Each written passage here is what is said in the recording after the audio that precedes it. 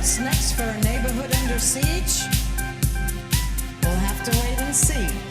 Reporting live, Sadie Sinclair, Channel 7 News. This is San Francisco. Welcome back to San Francisco.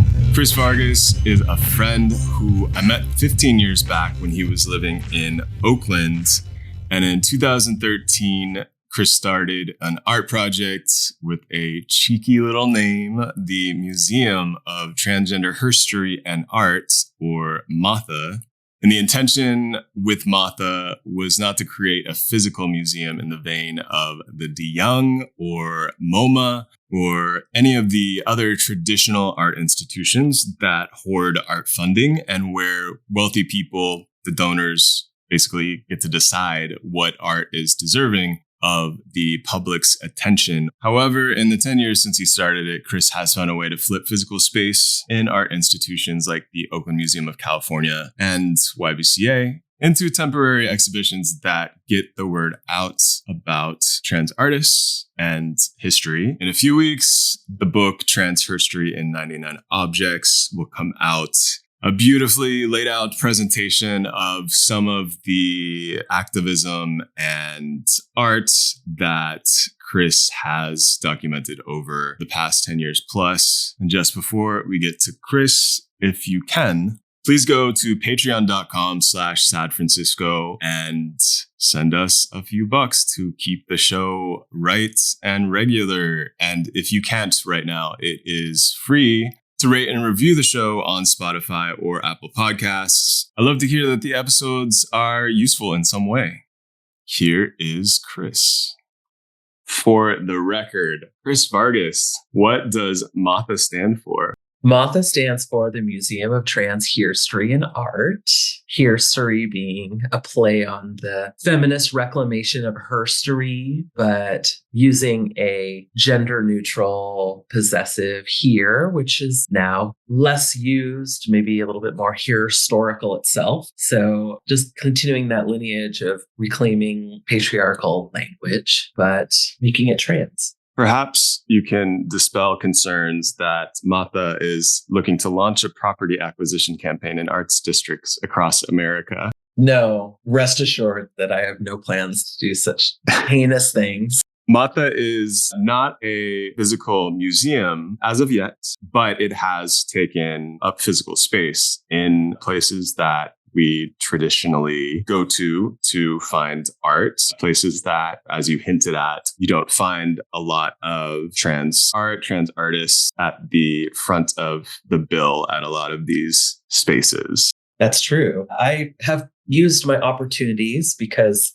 I launched this project in 2013, which was sort of right place at the right time in terms of trans exposure and trans inclusion in these platforms and institutions historically shut off to us. But I actually launched the project for that very reason, to think about the ways that trans was all of a sudden getting assimilated and absorbed into these institutions and what's gained and lost in that process. So it was immediately attracted to institutions. And I've always utilized my own opportunities to highlight and invite in other people and other artists' work and historical narratives that I find particularly interesting and or poignant or important. Yeah. And I'm a huge fan, in addition to being a friend, of the stuff that you've done in the past.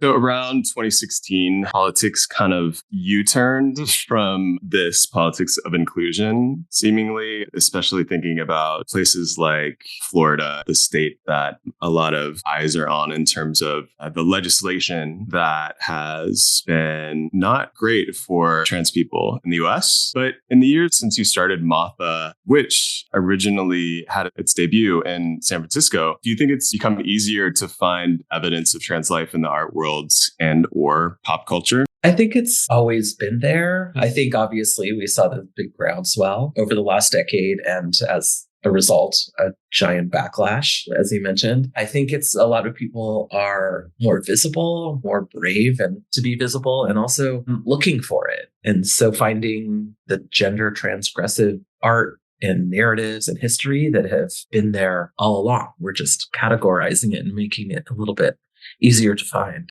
Yeah, and that's what this book, which you can pre-order now, is all about. You are dealing with pieces of art from trans history that goes back how many years? Centuries. Centuries. Yes. Centuries. Yeah. And for the purposes of this podcast, I asked you ahead of time, to which you politely said yes, to pick 5 or so pieces with Bay Area connections, whether that's the artist is from the Bay Area or made the piece in San Francisco while they were living in San Francisco, etc. Could you talk about some of these pieces and their Bay Area connections and why the pieces are special to you, why you decided to curate, as the curator of this book, include them in the book? First, I'll back it up, though, because this project, Trans Hirstory and 99 Objects, started off as an exhibition series. And I did 6 exhibitions under this project title. And the various exhibitions focused on different things. Many of them were regional histories. The last one was actually a regional history of the Bay Area. So that took place in Oakland at the Oakland Museum of California in the larger show, Queer California, Untold Stories. So perfect kind of segue into talking about the trans history specific to the Bay Area, because it comes directly out of that show, which actually was, if I would have to pick, was my favorite iteration in that series. And initially, when my co-editors, Christina Linden, who was the curator of the Queer California show, and David Evans France, who was the curator of the show at the One Archive, the first show, we first made a checklist of everything that was in all the shows and realized, geographically, we had some huge gaps. And I'm happy to say San Francisco is highly represented in the book.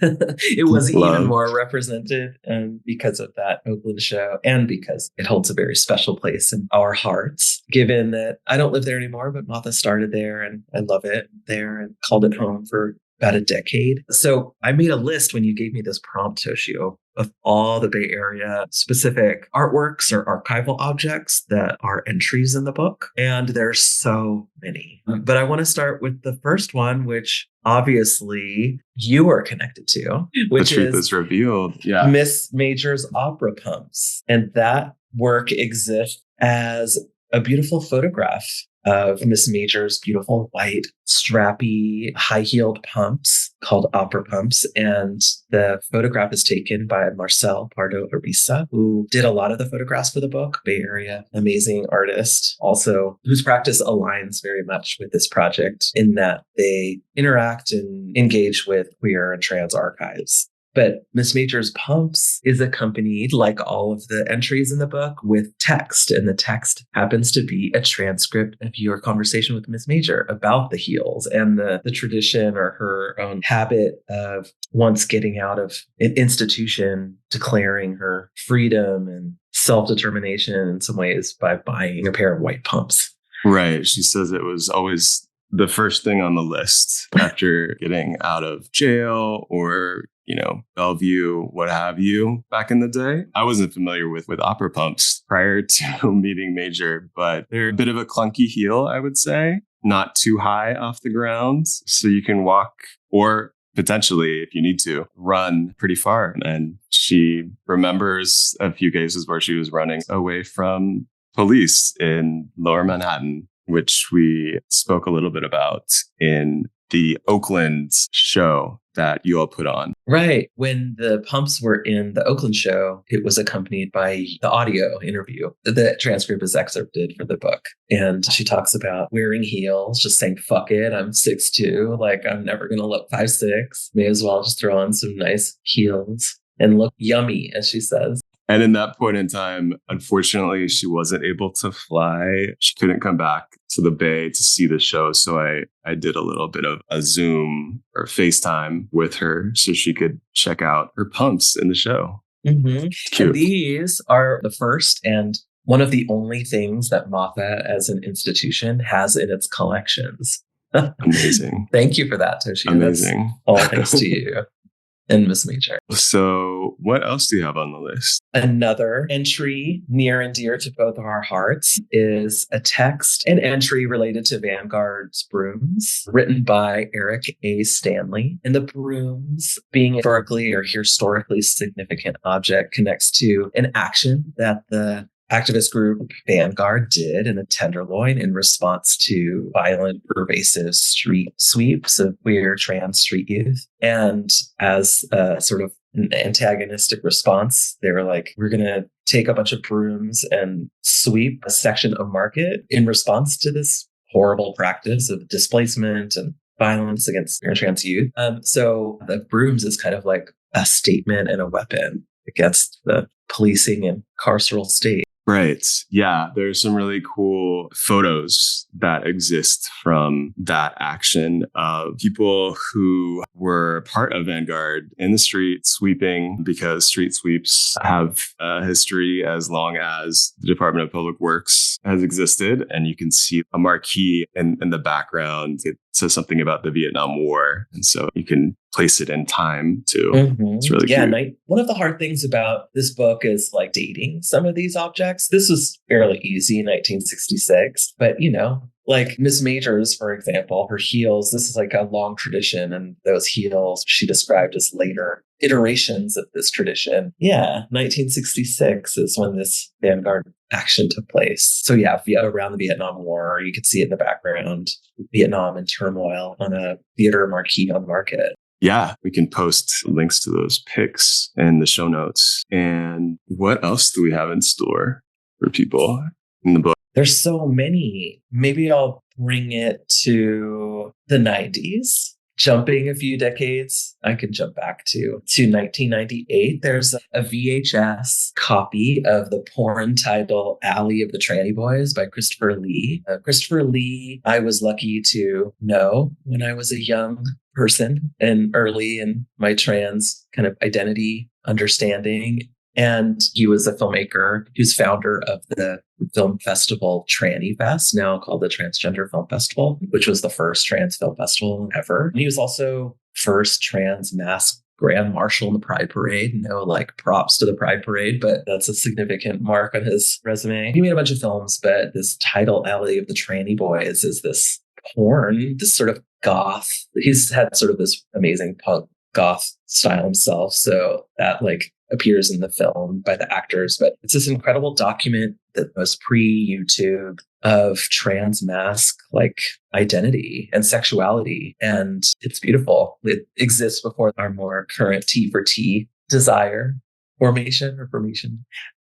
Identity formation is desire. And yeah, it's gorgeous. And, heralds back to when porn was on VHS, only and on the internet, not so like easily scrollable, right, findable, but you had to really, really search. Yeah, you had to seek it out. So this kind of physical media is also important.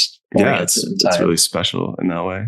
Yeah. Christopher Lee's amazing. He died in 2012.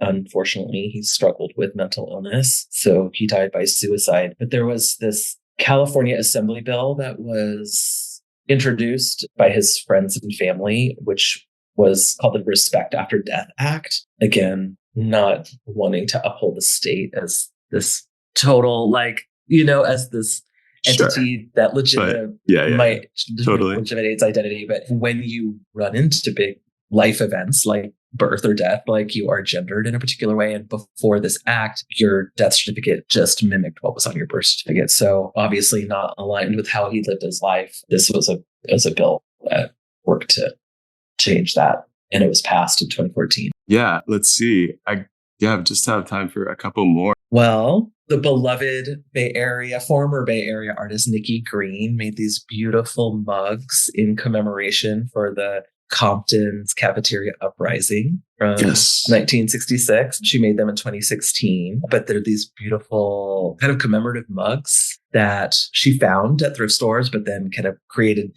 special decals in the style of the Jean Compton's logo that might have appeared in the cafeteria itself. Not sure if I have to explain what Compton's cafeteria is. If people are not familiar with Compton's cafeteria, they can go back in the archives and we'll link to it in the show notes, but they can check out an episode with Susan Stryker, who unearthed a lot of the history around this riot against the police that was started by trans and queer people in the Tenderloin at what was then the Compton's cafeteria. And if you haven't seen the film Screaming Queens that Susan directed, definitely check that out for some SF history. But you were saying these mugs that kind of have the vibe of the original Compton's mugs from Exactly. Nikki Green. I've seen them in real life and they're very, very cute. Yeah, she calls the title of the work itself. She made a bunch of them. It was maybe like 100 or so. I don't want to say, maybe 50. I don't know.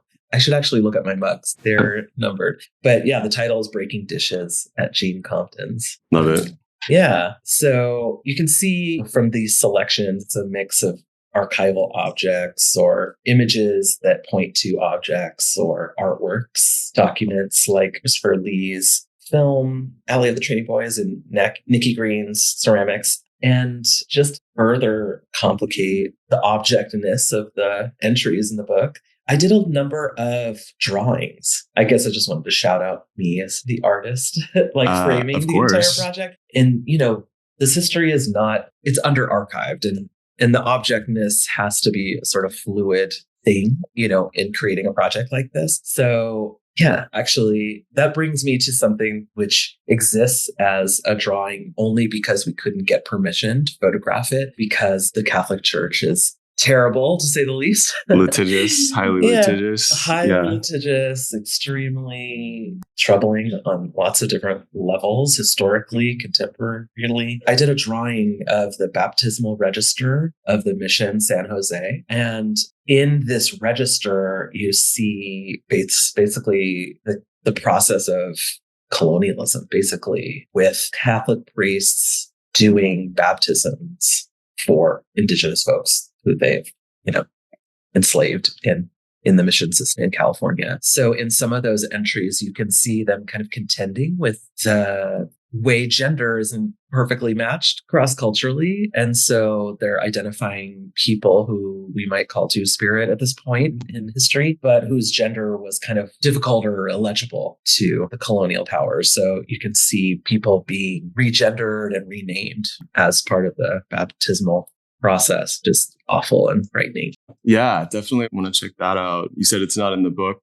It exists as a drawing. So in doing this research, Christina Linden, this is a kind of a remnant of her research when she did the Queer California show. She took pictures of it. So I drew the baptismal register book and a couple pages that highlight some of those names of people being regendered. I drew those. Amazing. Yeah. Just to get through the barrier of our not having permission from the Catholic Church to reproduce the image of the book itself. Yeah, the book is really beautiful and I hope that people check it out. How can people find out more about MOTHA, about your work? Of course, you can check it out in the book, which is available for pre-order, but could you let people know how to go about pre-ordering it and also where they can find out more about you? You can go to motha.net and find out more about the project as well as links to order the book. Or if you don't want to do that, it's available via the University of Chicago Press website, which is our distributor.